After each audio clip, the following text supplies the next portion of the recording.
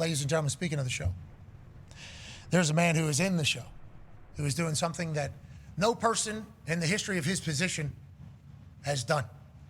He's a catcher, which obviously I grew up in Pittsburgh, Pennsylvania, so I know Jason Kendall. Hell yeah. Sure. The catcher. I understand everything about it. But the catcher position obviously involved in every single pitch, crouched over. You know, obviously you would hope that they'd be great on the offensive side of the ball, but you don't know if they expect that they are going to be the best in the entire league. Ladies and gentlemen, joining us now from the Seattle Mariners, we're the number 2 team in the AL West, affectionately known by many as Big Dumper, Cal Raleigh. Yeah! Cal, how are you doing, guys? Welcome to the show. Thank you so much for joining us. Can I please say congratulations on a phenomenal everything that you have going on right now? We put up all the records, and also I believe All-Star voting is taking place right now. This is phase 2, which is not phase 1, even though he had a huge lead in phase 1 because of the performance that he's had thus far. Phase 2, everything's wiped clean. You got to re-vote, okay? You got to re-vote. Only one hashtag vote can be used per person. You got to go to mariners.com/vote to get this man into the All-Star game, which obviously you have earned it and deserved it with your performance thus far. Let's talk about your performance thus far. We have learned about you because it's the greatest nickname I've ever heard about in sports, Big Dumper. Now, we were told by Jet Passon that your mom maybe doesn't love Big Dumper, so we started saying Big Thumper a little bit, you know, because it's in the ballpark, but it's more so thumping a ball or doing that. Does your mom hate Big Dumper? How do you feel about Big Dumper, the nickname? Yeah, I mean, it's not the one you write up, right? As far as nicknames go, but no, my mom's learned. She's learned to love it, so she's all good with it. I think it's great. Everybody here in Seattle loves it, and it's like I said it a few times. The more fans now, they're wearing Big Dumper jerseys than they are Raleigh jerseys. So it's become like a little fan favorite thing. Okay, so we can say Big Dumper and sleep soundly at night, not knowing we're not. Oh, yeah. Okay. Cal Raleigh! All right, let's get to it. What you're doing at the catcher position is obviously historic. Have you always been a catcher? When have you always been a big bat? And why aren't catchers always known for hitting dingers? I'd watch Jason Kendall walk up there, no gloves, massive jaw, and obviously he would do his thing. But the catching position, it feels like what you were doing, it is being talked about as historic, legendary, anomaly-like stuff. Why is that as a whole, Cal, for a baseball idiot like myself? Well, yeah, I mean, catcher's a glove first position, right? So, you know, their job is really to play good defense, take care of the pitching staff, run a good game, you know, help the pitchers get through. Really, is kind of their job. So, and the bat kind of comes secondary, and everybody really knows that. So, it's almost a plus if catchers can hit sometimes. So, you know, it's a tough position. You know, you're constantly squatted down. It's a lot of wear and tear on the knees and the body, and you know, there's some built-in off days there, and you've seen some teams just go with a full platoon style, you know, catching system. So you want to keep guys fresh, and you don't see as many, you know, main starting catchers anymore. So yeah, it's a tough position on the body and mentally, and I'd say that's probably why you don't see as many catchers, you know, put up the offensive numbers that you see some of the, you know, Aaron Judges and Shohei Ohtani's. That's why Big Dump's old school. It's different. You know what I mean? Big Dump's an old school catcher out there. How old are you, Dump? I'm 28. Did you guys have knee savers? Did you use those when you were growing up, the knee savers, or did you hate those? Yeah, I think in Little League one or 2 years I had those built in. So I thought those were supposed to save you guys. You guys weren't supposed to be as sore from crouching. I had to hold, you know, for like field goals. I had to hold. That's one. We do 3 times a game, 4 times a game, maybe. I would get up. Shit. You know, like that. That's how I would get up. You guys literally having to crouch the entire game. It's been something that I've been on 80 milligrams for, and I've actually thought, this dude is in a deep squat for 3.5, 4 hours. So the fact that that you're able to get, is there anything you do differently than other players to get your shit back activated? Or has there anything you've changed your focus on to become a better hitter in this entire thing whenever it comes to taking care of your body? Big dumper, obviously, we're doing a lot of legs. We're in a deep squat. Yeah. That's why we got this massive ass. That's what we're doing around here. But is there things you have to do, you think, to make yourself handle all of that while also being good with a bat? I mean, yeah, you learn over time, and I'd say once you get into pro ball, you're starting to play 140 games, and you get to big leagues, you're playing 162. So you just learn how to take care of yourself, and you do the right things in the off season as far as lifting goes, and then after a while, you kind of you almost get used to it in a way, just because you're doing it so much, and you learn what your body needs and what it doesn't need, and it's just one of those things you just gotta every day kind of be consistent with what you do. And I'd say the more often you could do that, the easier it becomes. I don't think it ever becomes easy, but there's some days where you're feeling a little more than others. Day games, or maybe a day after a long extra inning game, probably. Yeah, because you guys are on tour for 7 months straight or whatever. Squat, buddy. Come on, get down there. Go to a new city. Squat, brother. Need you to do that here in the middle of this ballpark. Great views, though, from where you're at. Everybody's paying to be where you are. A lot of money. Everybody's paying to be where you are. Pittsburgh's the best park you've ever been to? Yep. It's a pretty cool park. I'm not gonna lie. I liked playing there. I assume that means you did well. Okay, AJ has a question for you. Okay, relax, Dump, please. Gee. Yeah, obviously you're a product of your own success, and you've been so successful. You're getting intentionally walked, it seems like, more and more as time goes. How do you attack at bats knowing that, hey, I may only get 1 or 2 good pitches to hit each game? How does that change your impact at the plate? Yeah, I mean, I think sometimes it can kind of mess with you a little bit, get in your head as far as are these guys going to pitch to me? Are they not going to pitch to me? But I've kind of found that, the more you can just keep it the same and just have that same kind of approach every single time. And I think if it's if you're ready to go and you're prepared, then you don't have to worry about anything. You'll be fine. You'll swing at the pitches you want to swing at. You'll take the ones you want to, and it's baseball. Sometimes you're gonna chase, sometimes you're gonna miss, and sometimes you're gonna hit it. So you just gotta be ready every single time, and not expect to go up there and get walked, because that's when you kind of mess yourself up a little bit, I'd say. So for you hitting, whenever you bounce back and forth from either side of the plate, what are you looking at? Is it some pitchers that that you're better on this side of the plate? Is it, right arm's a little sore today, let's go ahead and make the left arm the lead arm? What is the decision-making process on why you're on either side of the plate?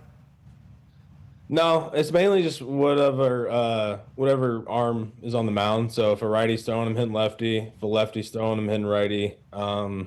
It's kind of because of the breaking balls. You want breaking balls coming into you rather than going away from you. So really the only pitch that I had to worry about at the end of the day is changeups just going away from me. So that's the only one. Yeah, that's kind of why switch hitters do it. They kind of helps out. You don't have to face left on left, right on right, which is notoriously a little tougher for people to do, because you got breaking balls, you got sinkers, you got things like that. Sweepers, all those things. Yeah, we know. Sweepers, the new fad. So that's a great pitch. Yeah. Obviously. So, but yeah, there's some guys like Tommy Edman in the league. He goes sometimes he'll go right on right. Depending on what type of pitcher's throwing. So it's actually kind of interesting how he does it. You ever bought back and forth in and at bat? I'm not seeing it good. Let me go to the other side. In the middle of the at bat, or not? Maybe every pitch. What do we see? Oh yeah, some Japanese high school player was bouncing back and forth. And he also did this one too, I believe. He crouched down, maybe small strike zone, back and forth. Yep. It was a full show. I'm not saying you should make a mockery out of this thing, but have you ever bounced back and forth in and at bat? Never in at bat. I've switched mid at bat when they brought in a pitcher. It was like a 2-1 count or something. They brought in a new pitcher, so I switched to the other side. But yeah, I mean, if you're switching back and forth the whole time, you're probably not in a good place on the other side of the plate. Don't you think you should get a count for both of them? Yeah. They should have to strike out both of you. Yeah. That should be 0-2, switch it up. So, all right, let's get to you having monster wood this year. Monster. Go ahead, Ty. Yeah, Cal, I think everyone who loves baseball is jacked up that you're going to be in the Derby this year. But I'm just curious. There's always that kind of rumor, and I don't think it's ever been proven or disproven, that once you get in the All-Star game in the home run half of the season. I think you've gone 6 games in a row right now without a homer, which, I mean, for your pace this year has been crazy, but people already say, like, oh, he's starting to lose it a little bit. Like, are you worried at all about your swing getting messed up in the Derby just because it's so much different than what you do night in, night out? And also, how jacked up are you to have your dad pitching to you? Yeah, I mean, first of all, I'm super excited to be doing it. It's kind of one of those like dream come true kind of things. As a kid, you always, you find a fence somewhere and you pretend to play home run derby with your buddies, and getting my dad to throw to me. I'm gonna have my little brother. He's gonna be behind the plate catching for me. He's 15, so is he a catcher as well? Your dad's a catcher, right? Former catcher. Is he a catcher as well? Yeah, my dad was a catcher. My little brother, he's 15. He's a catcher right now. He's playing the whole travel ball thing, and so he's pretty jacked up about it too. I would say the biggest asses in all the towns, the Raleigh family, when they walk in. Probably. All 3 catchers walking in. Look out. Three. I think your dad was also coach too, right? I assume. Yeah. Dad was a coach and a catcher, and yeah, my little brother, he's kind of built just like me now. He's a little taller than me now, actually, which is crazy at 15. But we're blessed. We're blessed from that side of the family. Yeah, amen, brother. Great for being a catcher and for hitting well, having a lot of power. Will you bounce back and forth in there? You might have. Yeah, I mean, I think I want to. I mean, I know right field's a little shorter, so lefty might be a little more primary, but you'll be fresher though. Early rounds, boom, and then push into the later round, going to righty. Haven't hit yet all night. Interesting. Yeah, I mean, it'd be kind of cool, right? Strategy. It would. Yeah, 2 guys. Adley Rutschman did that a couple years ago in the Derby. He didn't win it, but that was the best part of the night. He was bouncing back and forth and just hitting bombs from the left side. Could you imagine if they had graphics? Dumper on your left. Yeah.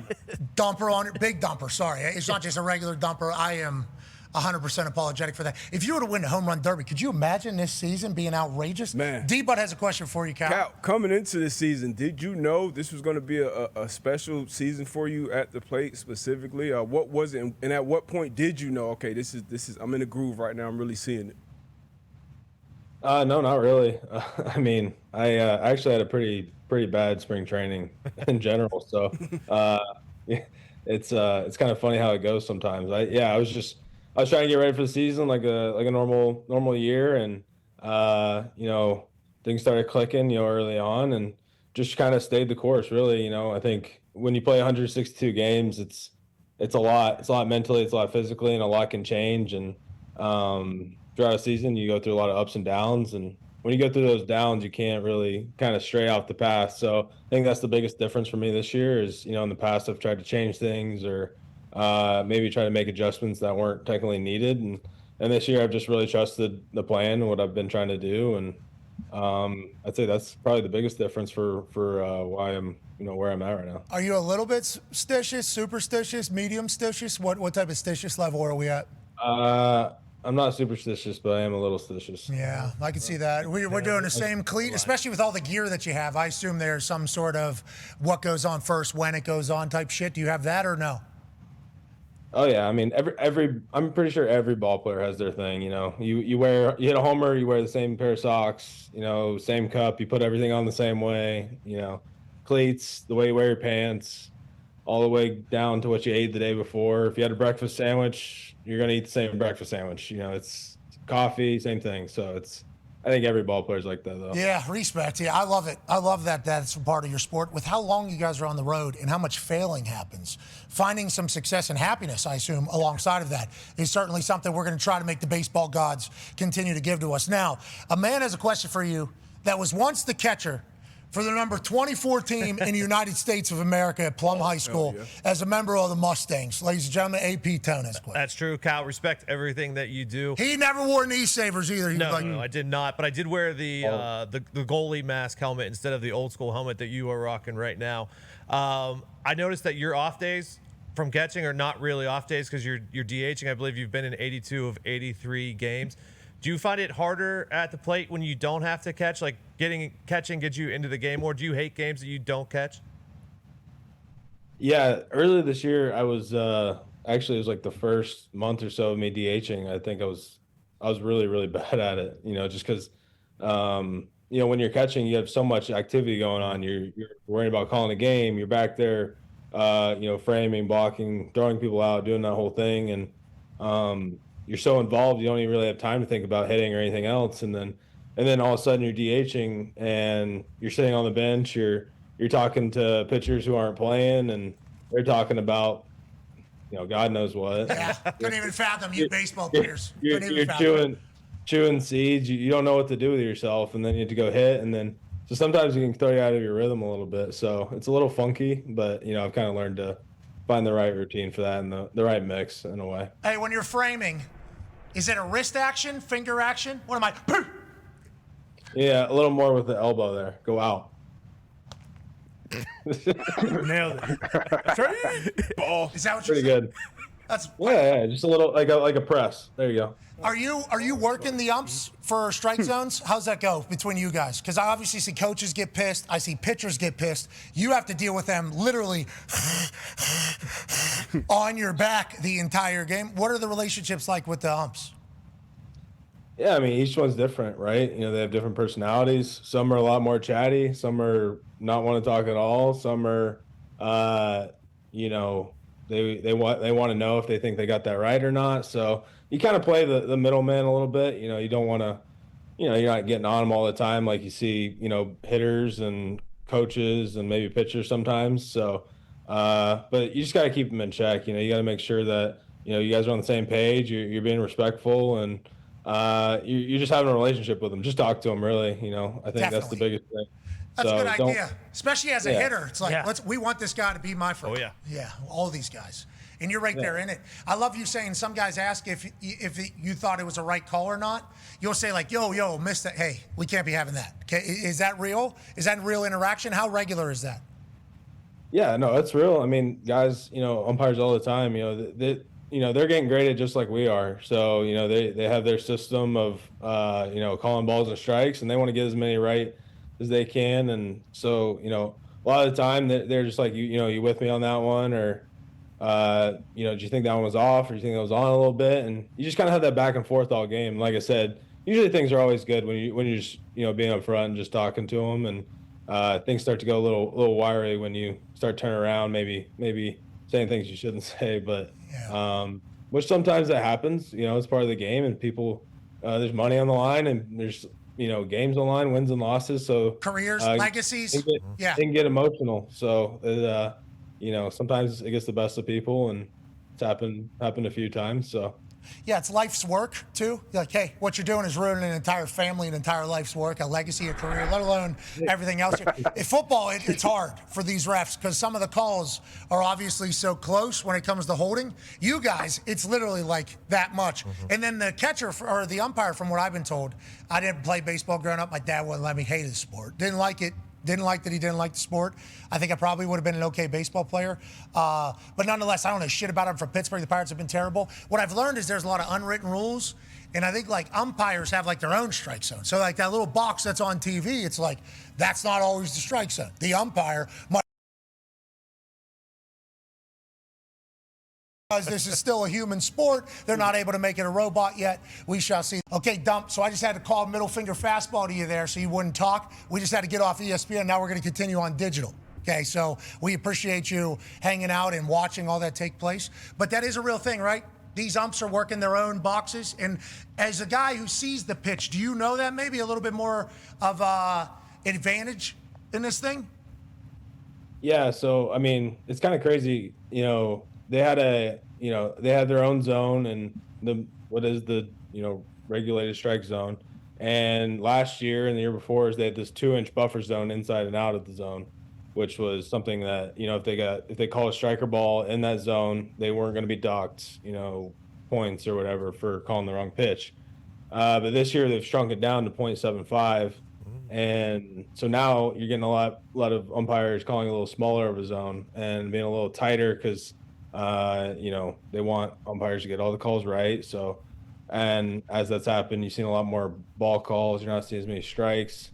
But in the past, each umpire had their own zone. It was kind of, special to them. And some people would give off the plate, some people would give up, and some people would give down, some people wouldn't give down. And it's just how it was. And there were a lot of unwritten rules, like you said. Guys, rookies, you better be swinging. It wasn't like there's this set strike zone where you had to get every call right. They would let you know, as soon as you got to the league, it's you better be swinging. You're not going to get any special treatment. Rookies are they're going to have a little bigger of a zone than the veteran guys are. I love to hear that actually out of baseball. Hey, you want to make it in this league? We're going to need to see some action. Earn it, son. Okay, and I love that. Sweet rook. I love it. I love that the umpires are like, yeah, that is a strike. I love that was a thing because that is like, baseball has that more than any other sport, I think, rules-wise. Hockey has like unwritten rules, and it's like, we're going to handle this. Baseball, it's like, I mean, if they get the signals, they get the signals. That's on you. I guess that's a big deal. Yes, I did my research, and I thought about what I should ask a catcher in the MLB and what would be a good, relevant question. They're trying to get your shit all the time, right? They're trying to get your signals, your numbers, everything. Are we dancing? What is do we do a couple dummy calls? How do we, and who's relaying? How does that whole process go for somebody that doesn't really know? Yeah, I mean, so there used to be, everybody used to do fingers, obviously putting them down. But I think in 2022, they switched to the pitch comm, which is basically an earpiece, kind of like in football, the quarterbacks have. So now pitchers have an earpiece in there, catchers have the remote, and they're controlling, and they're, I hit the button and it says fastball or it's slider. So it's Is it your voice? Is it your voice in their ear? And do you ever go like just some kind of random AI voice? Come on. I think they should it would be better if Yeah. it was. Morgan Freeman. Yeah, we should put maybe you should be able to select who's giving it. Who's It's like when you're driving. okay? So Yeah, you're- but people used to steal signs all the time because they would, especially now with video and stuff, they literally would hire somebody, be like, all right, what's this guy's signs when he comes in the game? There's a runner at second base. And they'd be like, all right, he used his second sign, shake to first. And teams would already know that. And then as soon as the guy gets in the game, they'd have their signs and they'd be relaying, to the hitter. And it's what it kind of came to with all the cameras and stuff when it came. Yeah, and I heard garbage cans. We heard about the garbage cans in this entire thing. But then I heard baseball people be like, I mean, they kind of got it. Let's just move along. It's like in the football, whenever the Patriots got caught for whatever, all people in football were like, meh. Yeah, terrible. Let's move along. And it's like a very interesting thing about the sport. Now, you deal, obviously, with some of the most special people in the entire sports world. Go ahead, Con Man. Yeah, Big Dumper. It feels as though most pitchers are lunatics, head cases, kind of walk to the beat of their own drum. There's stories about Zach Greinke being an absolute psychopath in the best possible way, though. Do you think that you have to kind of change how you call games and interact with pitchers based on who's pitching? How does that kind of go for a catcher? Sometimes do you want to say something to a pitcher, but hey, nobody talks to this guy while he's pitching, so I can't really do that. What is kind of the communication like between a catcher and a pitcher in that relationship? Yeah, I mean, you have your pregame meeting pretty much every time with a starting pitcher, and the way I kind of like to phrase it is, you go over and it's like scouting reports and videos, and you have a plan, like in football, you got your first 10 plays mapped out, and it's kind of how you do it the first time through the order. You got it kind of mapped out, and then after that, you kind of go from there based off of what you're seeing. Some guys may be hot, some guys maybe not, and you might have to change some things up. And each guy's different, right? We have 13 pitchers on staff, so it's 13 different personalities, and so you got to learn how to deal with every single one of them. Some are, like you said, like a little crazier, a little more psycho, a little, take that pre-workout Red Bull to the head, and they're geeked out by the time they get in there. And some are a little more calm and a little more, rational at the time. So it's just learning how to deal with those guys. Yeah, I couldn't even fathom the amount of personalities that you have to keep focused and locked in. Good luck on all that. They're professionals too. Let's act like adults out here. But in baseball, it feels like there's more blow-ups. I love the kicking the dirt and the whole. I like that. I like the benches clearing too. Mm-hmm. I love just the theatrics of it all. We're jogging in from center field. That's right. Okay, we're jogging in from center, just so on film they know we were with the boys whenever there was an opportunity to fight. Now let's go back to what you said there about first 15 for football. Did you play football? I think I went to one practice and I banged it. All right, smart. Dad catcher, gonna have the whole time. Cal would have been a great. Yeah. Hey, you would have been a thumper, dude. Fullback. Yeah, Big Dumper would have been a thumper. Okay, so first 15 for football is offense coordinators are trying to get an understanding of how the defense is going to react if we were to do this type of formation or this style of play, and can they stop this? Like, if they can't stop this, we're going to go back to this. While you're going through the lineup for the first time, are you getting a sense of whether or not a guy is, let's say, nervous, scared, or is not seeing it on a particular day? And are you, like, trying to read body language and sounds or, like, aura almost while they're in there, while you're trying to call it? Or do we have a system like, this is what we throw, this is what we throw, then this is what we're doing? Yeah, I mean, you know your guy, so really you start off with your pitcher strengths, and depending on the day, maybe the guy's throwing a little harder, maybe he's throwing a little slower, and based off of that, maybe you're, seeing something different with him. Maybe he's locating, maybe he's not locating, maybe he's landing in secondaries, maybe he's not. So a lot of it starts with the pitcher, and then based off of that, especially if the guy's been around for a while, players will start doing scouting reports. They'll set, they'll step off the plate a little bit, maybe they'll scoot up on the plate a little bit, and it kind of tells you what they're looking for and or maybe not looking for. So there's a lot that goes into it, like you said, with like body language and you can kind of tell too. If a guy takes an ugly swing or something, maybe he's not seeing that pitch particularly well, and that's kind of how it goes. And how much are they looking at you? Are you scared to give anything away back there? Because I'll see you guys sometimes do a cool slide, and I'm like, The batter does not see that. Is that a real tell or not a real tell? Or can you not be seen by batter? Yeah, I mean, you don't want to set up too early because sometimes you might give away location, or in a location might give away a pitch. So you gotta just stay honest, because you got people from dugout, you got people on base who may be watching, and if you're setting up a certain way for a certain pitch every single time, that could maybe be a tell or something like that. So you got to keep people honest, and there's always somebody looking for that extra advantage. It's usually somebody in the dugout or somebody on the base paths, and sometimes all it takes is that one little thing that can make a difference in a game. Have you seen Dumper? He's got this cool slide. You see that big ass slide to the outside, just know what's coming. I love that you guys think about all these things, because it's such an intimate and such a fine line of success and failure, even though failure comes on a regular basis. Not for you offensively, obviously, this year. Ty has a question for you. Yeah, Cal, obviously the power numbers have always been there with you, but I think the most impressive thing when looking at what you've done this year is your batting average is like 50 points higher than your career average. Do you feel like you've become a much more complete hitter this year? And like, what was the work that went into it this offseason? Because obviously, like if you make contact, you're always going to be hitting home runs. But I feel like you're hitting the ball to all fields incredibly well this year. And obviously, you're not just that guy who, hey, he's either going to homer, he's going to strike out. Like, that's not the case anymore. Yeah, I think first couple of years in the big leagues, obviously I knew I had the power. It was just, finding a way to put bat on the ball a little more often. So I think it just comes with learning yourself and learning the league and learning, certain type of pitchers and what you need to do against those guys, what you need to do against, other guys. And, also credit, Justin Turner a little bit too. He helped me out a lot last year. He's with the Cubs now, and he's been around for a while. So he helped me a lot last year, kind of learn, how to approach certain guys. But yeah, like I said, sometimes it takes a little while to learn the league and learn how they're going to pitch you and learn certain type of pitchers and what you need to do against those guys. All right, Dumper. I played baseball one time. I still don't know if I batted from the right side of the plate.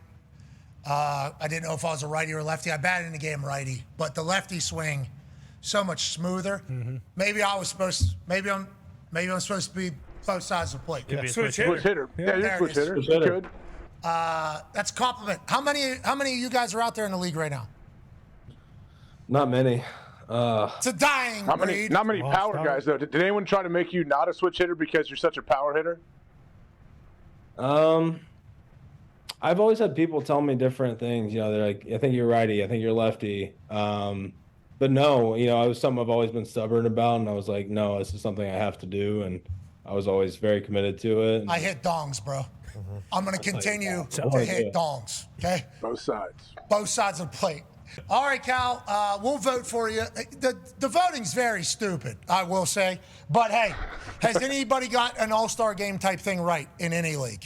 I don't think so. So we will play. Oh, actually, NHL with the 4 nations becoming 8. Sorry, they got it right. Everybody else is chasing it. Home Run Derby, always awesome. Big Dumper will be competing in it. And let's make sure we get him in the All-Star game by going to mariners.com/vote. Boom. That's a wild request.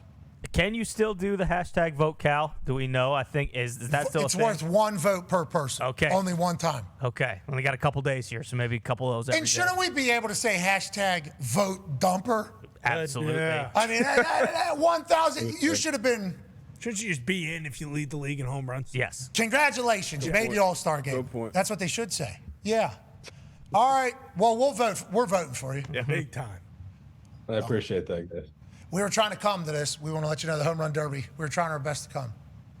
You gonna make it? I don't know if there's enough space. That's a real thing. That's a real thing. I guess we've kind of gotten in here late to the game, and all the spots have been taken up basically for everything. But Fosso is in the middle of trying to figure it out. So there's a chance. What I'm saying is we had wanted to come because we think the Derby's awesome. Like, I'm ADD guy. So, like, Yeah. that's fun. I fucking love it. You know, I love, especially your dad's pitching to you, your brother's catching. There's like emotional. I think it's one of the best things in all of sports, the Home Run Derby, legitimately. So we had wanted to utilize ESPN's access to get to the Derby. I guess we got in a little bit late, and now we're trying to figure it out. But we're trying to get there. Man, we're big fans of the Derby. Well, they need to just do it like you do like when the national championship, the playoffs, or whatever. You guys did your own little Pat McAfee, the broadcast live. Oh, let's do that. podcast. I'm sure you guys get more viewers for sure. That would be fun. We would not get more viewers. But that being said, we bad need to idea. get on That would be awesome. That would be Glove? fucking That awesome. would be sweet. Put us in a little thing. Put us in a little thing out there. Yeah, I mean, put Yeah, a Pat's little cage. A little cage out there. Absolutely. We Just definitely. put you in center field. Yes. Yeah. Set Have it. your I want a pieces. glove. I need a glove, though. Maybe Yeah. put us in the Same, bullpen. AJ. Yeah, we need a glove. We definitely need to. Yeah, but we don't need They to. got those Maybe kids catch out there. Nah, Maybe there's mid out older there kids with now. no glove, just running around. Face. Hey, I heard these baseballs, they're trying to screw you hitters. What's that all about? And why are they doing that? It's not a problem for you, obviously, leading the league in homers, but they're saying that the seams are bigger. What is that all about? Yeah, I mean, they're saying there's a little bit of drag in the balls. The seams are a little higher, which causes the ball go a little, not as far. And, you don't really think about it until you hit one right to the wall, and you're like, damn it. That should have been gone. Okay, so like, If that's the drag coming into play, then that one would be out. So, okay, so 3-point shooters, they know if the hoop is off by a centimeter. Okay, they know if it's off by a centimeter. For me, punting, soon as the ball was leaving my foot, I knew if it was a good ball or not. For you, is there one? Because I saw a highlight of a couple guys they were pitching this big seam bullshit ball thing. Even though I'm watching Shohei, Aaron, and you just take them out, they're like, hey, there's different balls this year. Guys think they're pimping these things. They're actually feeling as if it's home runs, and then outfielder literally just backing up like 10 feet and grabbing it and then throwing it in. Is there any time you've hit where you felt like it was gone and then it wasn't? Is that real? yeah, I mean, that's real. I mean, a lot of For it's the due to dumper, though. No way. Yeah, I mean, sometimes you play places and you might have a little harder balls, and sometimes maybe not. And, it's something that you're constantly trying to figure out. What are we doing with sometimes, these balls? What's going on with sometimes the bigger market teams seems like they have harder balls. Oh, Whoa. Yankees. You don't know. I mean, there was that rumor going around a couple of years ago, when Pujols was trying to get to, was it 700? Yeah. They were sending him the harder balls, and the I same love thing with baseball. I love it. All this shit is possible in baseball. Everything you just said, I'm like, yeah, I would do the same if I was the league. Like the ump giving a bigger strike zone against rookies. I like that move. I like that. Okay, welcome to the show. Yeah, it's a show. I like that, even though that's not. If they're sending harder balls for a chase, it's like, hey, it's within the rules. Yeah. These are all within the rules, but it is baseball. All of that I would believe. Any rumor is believable, I think, in baseball. Yeah, well, it's like one of those things. Somebody starts it and then it gets around, and you don't even know if it's true at the end of the day. And it's one of those. Maybe it is, maybe it's not. But there's only one big dumper. Hell yeah. Ladies and gentlemen, it's Cal Raleigh. Congrats, dude. Have a good one.